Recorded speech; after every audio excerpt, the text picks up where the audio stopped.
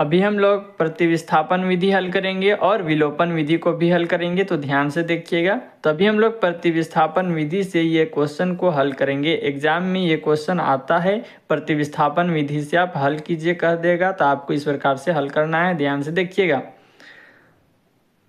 हमारा क्वेश्चन है उसको लिख लेना है, x plus y equal to 14। ये हो जाएगा हमारा समीकरण 1। और लिखेंगे x minus y equal to 4। ये हो जाएगा हमारा समीकरण 2। अब समीकरण 1 समीकरण 2 हो गया। अब लिखना है समीकरण 1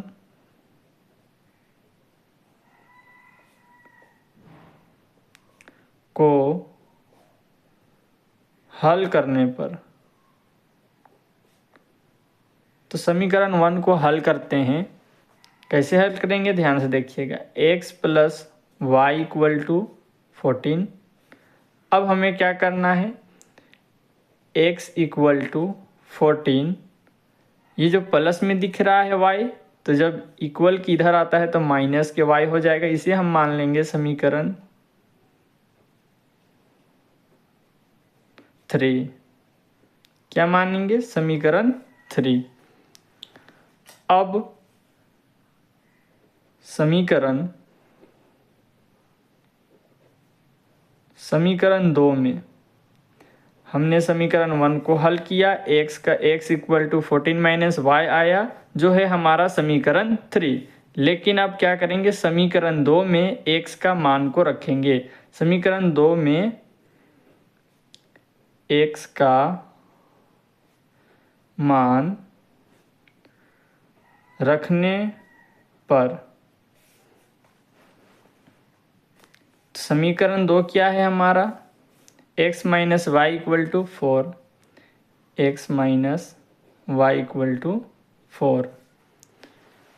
इसमें हम x का मान रखेंगे, तो x का मान है 14 माइनस वाई, 40 माइनस वाई, और ये हमारा ये माइनस वाई, तो यहाँ पे लिखेंगे माइनस वाई इक्वल टू क्या है, ये हमारा 4। कोई दिक्कत नहीं। अब यहाँ पे ध्यान से देखेंगे, 14 है तो 14 लिखेंगे, माइनस माइनस क्या होता है, प्लस होता है, तो माइनस के 2 वाई, 1 और 1 2 वाई इक्वल टू 4।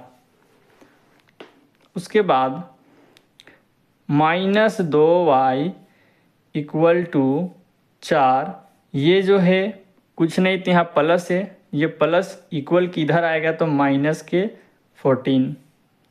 अब यहाँ पे लिखेंगे माइनस 2 वाई इक्वल टू 4 में 14 घटेगा तो कितना बचेगा, 10 बचेगा। बड़ा कौन है, 14 बड़ा है, यहाँ पे माइनस का साइन है, यहाँ पे कुछ नहीं तो प्लस का साइन है, तो साइन लगेगा बड़ा का माइनस वाला, तो माइनस 10 हो जाएगा।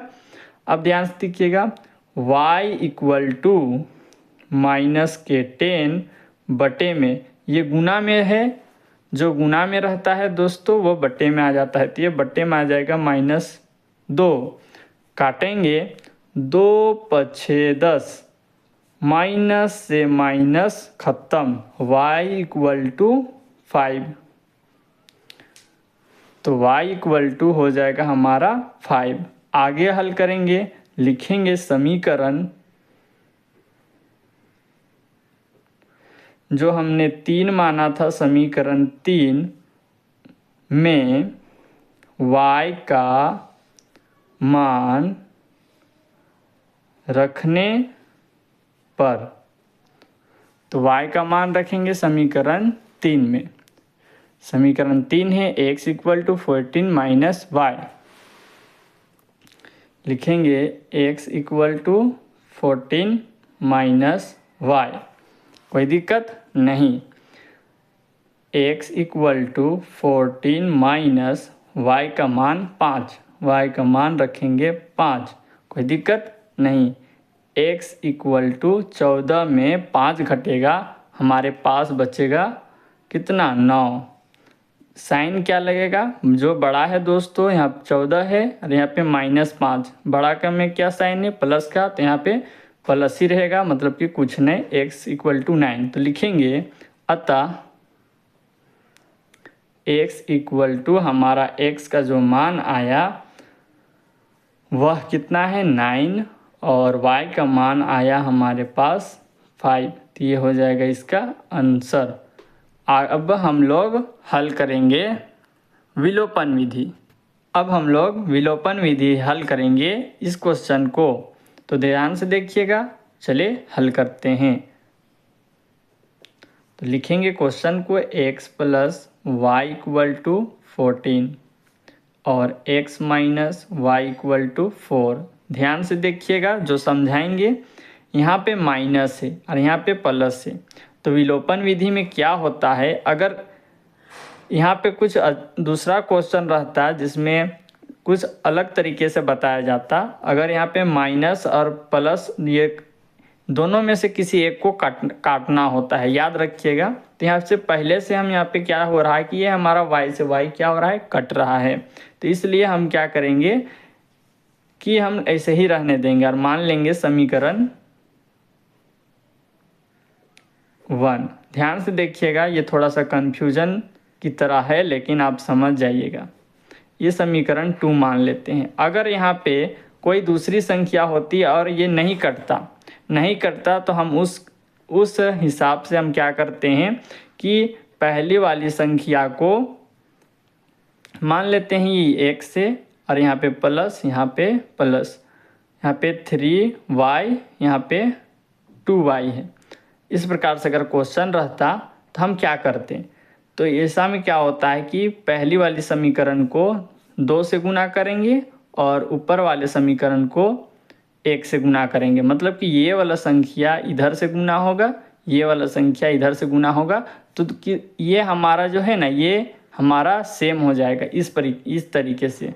y है, यहाँ पर भी y, ये पूरा कट रहा है। तो विलोपन विधि में किसी एक को सेम करना होता है। तो हमारा y सेम है, इसलिए हम इसको डायरेक्ट समीकरण 1 समीकरण 2 मान लिए। नहीं तो हम इस प्रकार से करते, यहाँ पे क्या करते कि पहले वाले संख्या को इससे गुना करते और ऊपर वाले को नीचे से गुना करते। आपको समझ में आया होगा। ध्यान से देखिएगा, विलोपन विधि में हम ऐसे हल करेंगे। तो हमारा ये एक को सेम करना होता है, किसी भी x को सेम करे या y को सेम करे। तो हमने y को जो है पहले ही सेम किया हुआ है, ये हमारा क्वेश्चन ही पूरा सेम किया हुआ है। ये भी क्वेश्चन आपको पूछ दे तो आपको इसी तरीके से बनाना है। तो समीकरण 1 समीकरण 2 मान लेना है। उसके बाद लिखेंगे समीकरण 1 तथा 2 से, समीकरण 1 और 2 से चलेंगे। x + y = 14, x - y = 4। इस प्रकार से यहाँ पे माइनस, यहाँ पे प्लस है, तो ये क्या हो जाएगा, कट जाएगा। यहाँ पे क्या है, कुछ नहीं, तो ये 2x हो जाएगा और ये +y -y कट जाएगा। यहाँ पे प्लस होगा 14 और 4 हो जाएगा 18 हो जाएगा। अब यहाँ पे देखेंगे x = 18, ये गुना में है दोस्तों, तो ये बटे में आ जाएगा, 2 9 जा 18, x = 9 आ गया। अब हम क्या करेंगे, अब हम लिखेंगे समीकरण 1 में x का मान रखने पर, तो अब समीकरण 1 में x का मान रखेंगे। समीकरण 1 है हमारा x + y = 14। अब ध्यान से देखिएगा, ये हमारा x का मान हो जाएगा 9 + y = 14। अब देखेंगे y = 14, ये क्या है 9 है, यहाँ पे कुछ नहीं तो प्लस में इधर आ जाएगा -9। अब y = 14 - 9 करेंगे तो क्या बचेगा, 5 बचेगा। 9 में 14 घटेगा तो 5 बचेगा। तो हम बता दिए थे, अतः x इक्वल टू 9 और y इक्वल टू 5। पहले हम क्वेश्चन में प्रतिस्थापन विधि में हल किए थे, जिसमें भी यही क्वेश्चन का आंसर आया था, और विलोपन विधि में भी हम लोग अभी हल करें तो यही आंसर आया। इसका मतलब क्या हुआ कि दोनों में अगर हम सेम क्वेश्चन को हल करेंगे और उसका आंसर निकालेंगे तो आंसर भी सेम आएगा। अभी हम लोग विलोपन विधि को जिस तरीके से हल किए, ये हमारा विलोपन विधि हुआ, और अगला वाला हमारा प्रतिस्थापन विधि जिसको हमने हल किया। ये जो हम मेथड बताए थे, ये मेथड आपको फिर से बता देते हैं कि हम इसमें कैसे हल करेंगे। अगर कोई दूसरा क्वेश्चन रहेगा जिसमें कोई एक x सेम करना होगा या y सेम करना होगा, दोनों में से किसी एक को सेम करना होता है, तो सेम कैसे होगा मैं आपको बताता हूँ। यहाँ पे 1 है, यहाँ पे 2 है, यहाँ पे 3 है, यहाँ पे 2 है। अब हमें किसी एक को सेम करना होगा। कैसे सेम होगा?